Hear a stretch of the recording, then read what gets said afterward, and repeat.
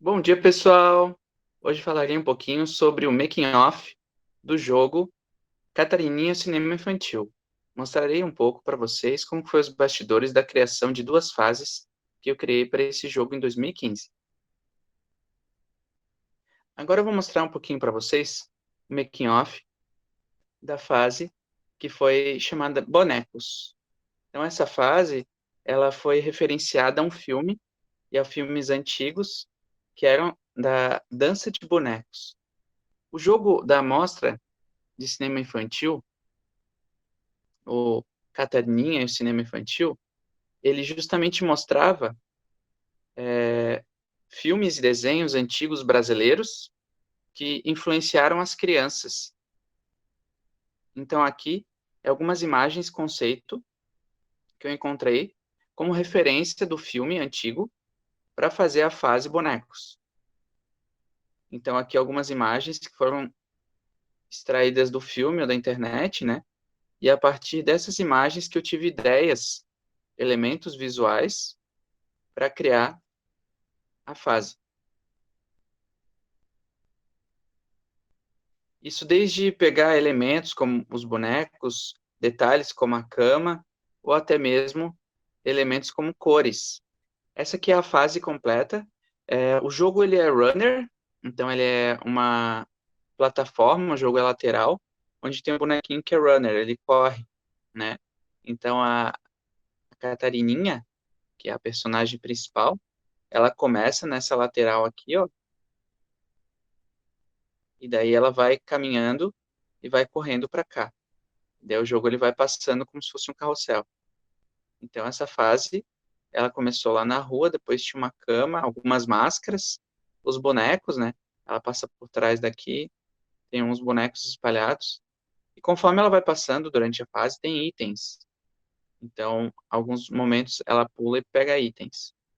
Esse cenário, então, ele foi feito inspirado naquelas imagens. Então, eu criei ele no Photoshop e separei ele em layers, em camadas separadas, né? Vou mostrar aqui para vocês algumas layers desse jogo.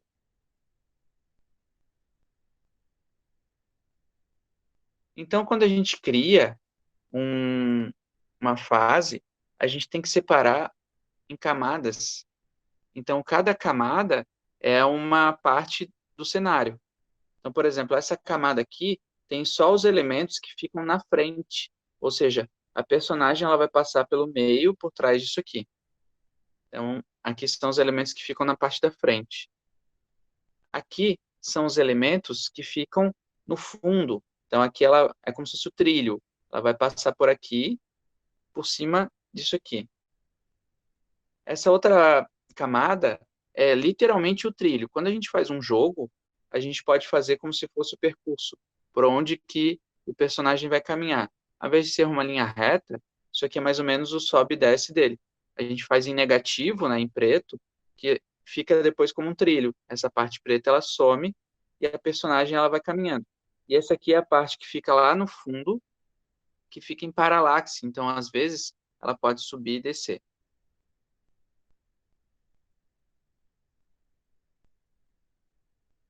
Dependendo da fase, a gente pode fazer também como se fosse algum elemento de animação.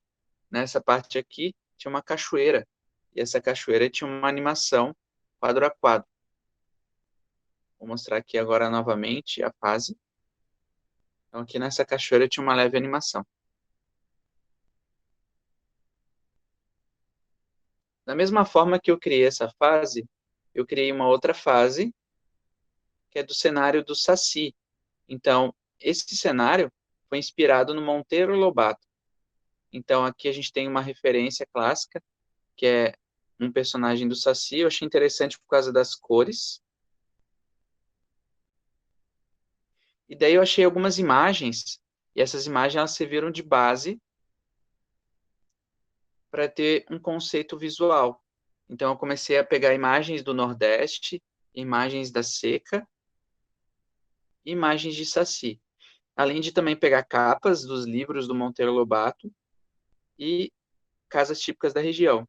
Esses elementos de terra, areia, chão, batido, seca, e algumas ilustras, me deram referencial visual, desde a paleta de cores, detalhes, até mesmo do personagem.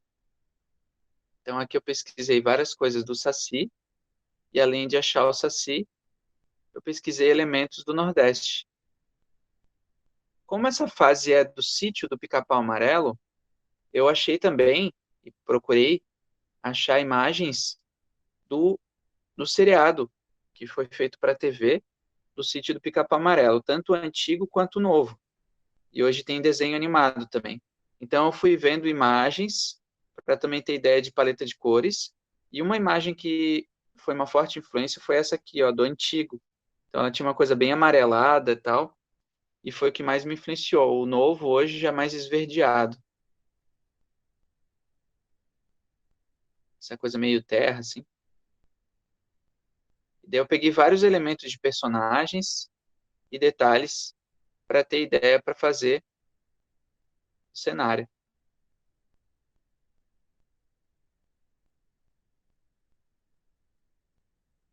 Agora eu vou mostrar algumas imagens.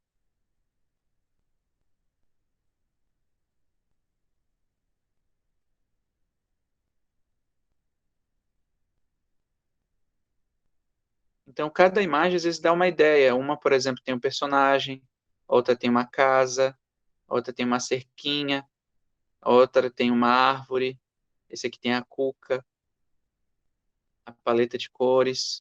Então, tudo que é inspiração, referencial, pode ser utilizado para você criar um cenário de um jogo.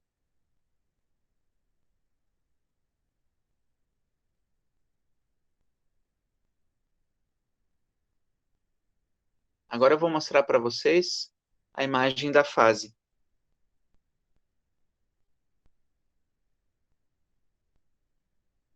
Inicialmente, eu vou mostrar para vocês a fase completa, para vocês verem o percurso e o geral, e depois eu vou mostrar as camadas em separado. Essa fase aqui, ó, ela tem um segredo. Eu vou mostrar o percurso da personagem e depois eu vou mostrar o segredo. Ó.